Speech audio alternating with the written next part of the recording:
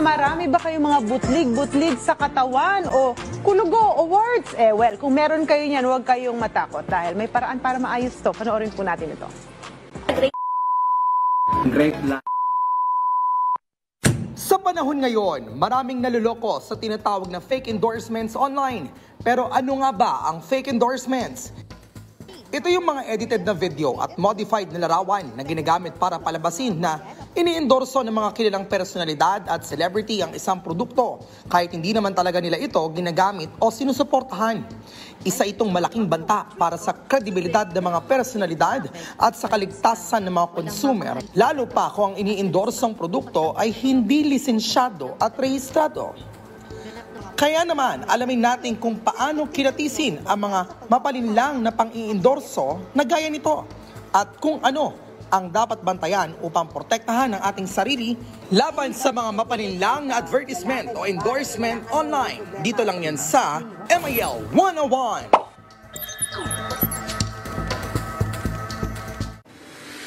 Naku, lalo naman din tayo mga Pinoy, talagang vulnerable tayo na maloko. Pero narito ang ilang mga tips at detalye tungkol sa fake endorsements. Gusto muna natin malaman, ano ba ang fake endorsements? Gaya po na natin nabanggit kanina, ang fake endorsements ay ang paggamit ng video o larawan ng mga kilalang tao upang palabasin na ini-endorso nila ang isang produkto kahit na hindi naman ito totoo. Ginagamitan ito ng teknolohiya tulad ng Photoshop, ng deepfake, at misleading captions upang magmukhang totoo ang endorsement. Lalo kapag maayos sa pagkakagawa ng video, akala agad natin verified agad yan. Pero bakit mahalaga na maalam tayo dito? Para po makaiwas sa panloloko, mahalaga na dapat po ay alam natin kung paano matukoy ang mga peking endorsement upang hindi tayo mabiktima ng panloloko. Dapat po tignan natin yung mismong site kung ito ay verified or baka ito ay nagpo-promote ng trolls para protektahan ang ating kalusugan at kaligtasan mula sa unknown health risk.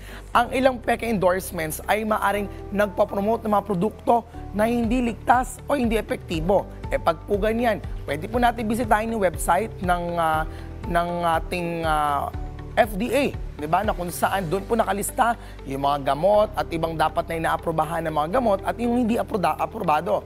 Ano po yung mga palatandaan ng fake endorsements? Ano ang dapat gawin kung ma-encounter mga ito? Una, yan po kasi kulang sa credible sources. Walang link o reference mula sa kilalang news outlet o official page ng endorser. Diba? Nakita lang natin, artista, sikat na tao, eksperto, na kung saan alam niya yung patungkol sa ganito produkto, pero wala namang kinalaman doon mismo yung sinasabing produkto at yung mismong artistang yun. Mag-iingat po tayo sa ganon. May mga links po yan. Anong pwedeng gawin? Maging mapanuri at magsaliksik. I-verify ang mga information at i-check ang credibility ng mga sources. Either po naka-blue check yan o kaya naman based on the comments itself or try to see 2 to 3 other searches para po maging sure tayo kung ito ay kredible o hindi. Second, too good to be true. Masyadong ideal ang pinapangako ng endorsement o hindi na makatotohanan at tila imposibleng magkatotoo. Halimbawa, yung gatong klaseng gamot, hindi mo na daw kailangan kumain pa ng kanin araw-araw dahil talaga mabilis kang papayat at kung ano. Pero hindi mo alam, habang iniinom mo siya, naapektuhan na yung kidney mo, ibang parte ng iyong mga organs. Delikado po yan. Talagang imposible. Yung mga alam natin imposible, nagagawin daw nilang posible, mag-ingat po tayo dyan. Ano ang pwedeng gawin? Huwag magpapadala sa mga nakakaengganyong advertisement. Kung tila masyadong maganda para maging totoo, malamang ay hindi po yan totoo. Kaya po dapat patuloy po tayo sa pag-check ng ating mga tinitignan ng mga iba't ibang text online at baka mamaya po ay tayo ay nami-mislead na. Hindi tugma ang content. Ang sinasabi sa caption o text ay hindi tugma sa video o larawan. So ano pong pwedeng gawin? I-report ang site o post. I-report ang mga peke endorsements sa mga otoridad o platform kung saan ito nakita. Bigyan din po ng heads up ang mga personalidad na ginamit dito. Mas maganda po yan para mabigyan na po agad ng blockage yung gantong klaseng mga endorsements online na kung saan mini-mislead nga tayo doon sa paggamit ng produkto because we saw a certain personality is using it also. Pero hanggat maaari po, dapat tayo mismo maging mapanuri tayo. Warning sa mga gumagawa nito ang pagpapakalat ng peking endorsements ay maaaring magresulta sa legal na aksyon laban sa mga gumagawa nito. Marami kasi mga tao, they tend to become anonymous. On the other hand, pag po nahuli sila, ay bahala kayo, kulong po kayo.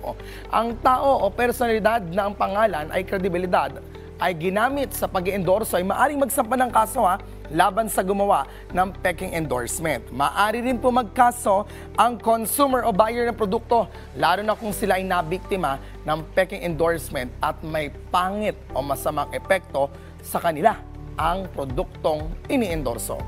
Mahalaga ang maging mapanuri at hindi agad maniwala sa mga nakikita sa social media. Sa ganitong paraan, malalabanan natin ang pagkalat ng maling impormasyon at mapoprotektahan ng bawat isa mula sa mapalinlang na content at advertisements. Yan po ang ating pinag-usapan ngayong umaga dito sa MIL 101.